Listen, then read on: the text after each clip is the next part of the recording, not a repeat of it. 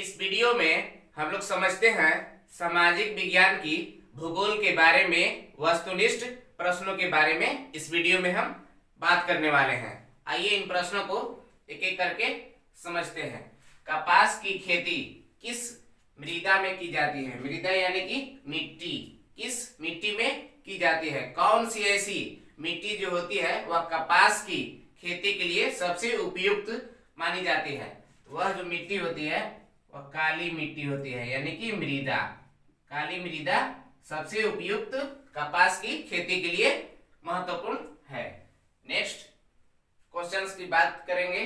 काली मृदा किस राज्य में सर्वाधिक मात्रा में पाई जाती है? किस राज्य में सबसे ज्यादा काली मिट्टी पाई जाती है? तो वह राज्य जो है वह गुजरात। गुजरात राज्य में सबसे ज्यादा काली मृदा पाई जाती है। नेक्स्ट क्वेश्चंस की तरफ रुख करेंगे। सुनहरा रेशा किसे कहा जाता है? सुनहरा रेशा यह बहुत ही मोस्ट वीवीआई क्वेश्चंस है। सुनहरा रेशा किसे कहा जाता है? तो यह पटसन को कहा जाता है, सुनहरा रेशा कहा जाता है। नेक्स्ट क्वेश्चंस की तरफ बात करेंगे। भारत का सबसे बड़ा मरुस्थलीय राज्य कौन सा है? डिजर्ट स्टेट कौन सा है? मरुस्थलीय कहने का मतलब हुआ जिस राज्य में सबसे ज्यादा बालू ही बालू हो। मरुस्थल जहां पर पानी की मात्रा बहुत ही कम होती है। मरुस्थलीय राज्य जो है वह राजस्थान है। सबसे बड़ा मरुस्थलीय राज्य भारत देश का वह राजस्थान है, और राजस्थान में ही सबसे बड़ा जो रेगिस्तान है वह थार रेगिस्तान जो है वह राजस्थान राज्य में ही है। नेक्स्ट क्वेश्चन है, भारत का सबसे बड़ा मरुस्थल का नाम बताइए। तो वह मरुस्थल का जो नाम है वह थार है। थार जिसका एरिया जो है वह 2,60,000 वर्ग किलोमीटर है। वर्ग किलोमीटर में यह थार रेगिस्तान जो है वह फैला हुआ है। नेक्स्ट बात करते हैं, सबसे ज्यादा सीढ़ीदार खेती यानी कि सोपानी खेती किस राज्य में की जाती है? सबसे ज्यादा सोपानी खेती, सीढ़ीदार खेती, सीढ़ी नुमा जो खेती की जाती है वह सबसे ज्यादा भारत देश में वह उत्तराखंड राज्य में सोपानी खेती की जाती है, सीढ़ी नुमा खेती की जाती है। यह ज्यादातर उन इलाकों में सोपानी खेती की जाती है जहां जो एरिया जो होते हैं वह काफी निचले और उठे टाइप पर होते हैं, नीचे और निचले टाइप पर होते हैं।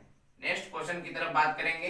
पंजाब में भूमि निम्नीकरण का मुख्य कारण क्या है? भूमि निम्नीकरण यानी पंजाब राज्य में जो है मिट्टी का जो स्तर होता है, भूमि जो होता है, नमी वहां का सबसे ज्यादा अच्छा होता है, क्योंकि पंजाब जो है वह गेहूं का भी और चावल का भी एक बहुत बड़ा उत्पादक राज्य है।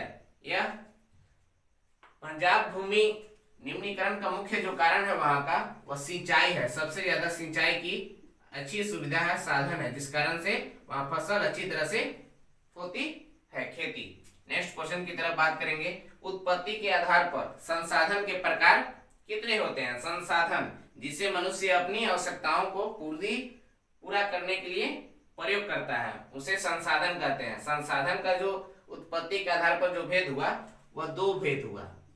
पहला जैव संसाधन और दूसरा अजैव संसाधन। अजैव संसाधन, जैव संसाधन कहेंगे किसको?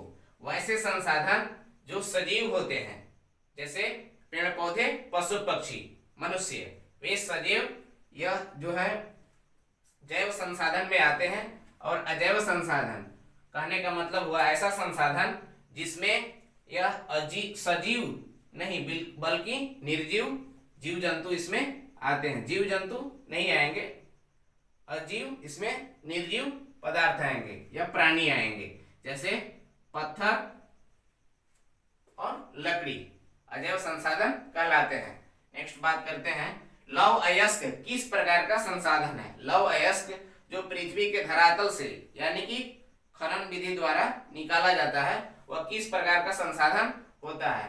तो यह जो है वह अनवीकरणीय संसाधन, अनवीकरणीय संसाधन है। लौह अयस्क अनवीकरणीय संसाधन होता है। नेक्स्ट बात करते हैं, आयु के आधार पर जलोढ़ मृदा, मृदा का प्रकार हुआ यह जलोढ़ मृदा जो यह है, इसका प्रकार कितना है? तो यह 2 प्रकार के ही यह भी होता है।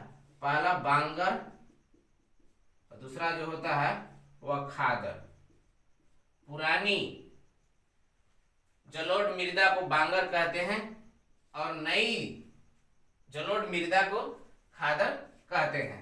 नेक्स्ट क्वेश्चन की तरफ बात करेंगे। संसाधन के प्रकार कितने होते हैं? संसाधन जो होते हैं मुख्यतः रूप से वह 3 प्रकार के होते हैं। पहला प्राकृतिक संसाधन, दूसरा मानव निर्मित, मानव द्वारा बनाया हुआ, तीसरा जो होता है वह मानव भी एक खुद संसाधन है। प्राकृतिक संसाधन जिसे ईश्वर ने बनाया हो, जैसे पहाड़, नदी, हवा। मानव निर्मित संसाधन जिसे मानव ने बनाया हो, जैसे घर, मकान, पुल, इमारतें। और मानव भी एक तरह का संसाधन है, क्योंकि एक दूसरे का यह हेल्प भी करता है, मदद करता है। नेक्स्ट क्वेश्चन की तरफ बात करते हैं। नवीकरणीय संसाधन क्या है? वैसे संसाधन जिसका प्रयोग हम अपने जीवन में एक बार कर लेते हैं तो उसका उपयोग फिर से हम पुनः से कर पाएंगे, उसे हम नवीकरणीय संसाधन कहते हैं। वो दोबारा से खत्म नहीं होता है। जैसे सूर्य की प्रकाश और हवा, सूर्य की प्रकाश, हवा, ये कभी नहीं समाप्त होने वाले संसाधन हैं। नेक्स्ट बात करते हैं अनवीकरणीय संसाधन क्या होते हैं?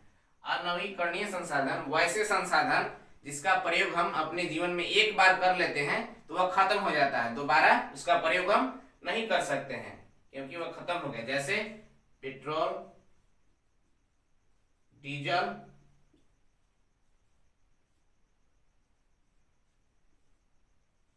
तेल चीज सभी आ जाएंगे, जो कि पेट्रोलियम, साफ तौर पर पेट्रोलियम भी हम कह सकते हैं। नेक्स्ट बात करते हैं 3 राज्यों का नाम बताइए जहां पर काली मिट्टी यानी कि काली मृदा प्रचुर मात्रा में यानी कि सर्वाधिक मात्रा में पाई जाती है। कौन से वो राज्य हैं भारत का? तो वह जो राज्य है गुजरात, महाराष्ट्र और सीजी यानी कि छत्तीसगढ़। ये तीनों राज्य जो हैं भारत का, वो सबसे ज्यादा काली मृदा यानी कि काली मिट्टी यहाँ पर प्रचुर मात्रा में पाई जाती है। नेक्स्ट क्वेश्चन बात करते हैं मसालों का सर्वाधिक उत्पादक राज्य कौन सा है? भारत का कौन सा ऐसा राज्य है जो सबसे ज्यादा सर्वाधिक मात्रा में यानी कि मसालों का उत्पादन करता है? वह राज्य है केरल। यह केरल जो राज्य है वह भारत का सबसे ज्यादा साक्षरता वाला भी यानी कि सबसे ज्यादा पढ़े लिखे राज्य भी यही है। तो आज के इस वीडियो में हमने जाना वस्तुनिष्ठ प्रश्नों के बारे में। तब तक के लिए मिलते हैं हम अपनी नेक्स्ट वीडियो में।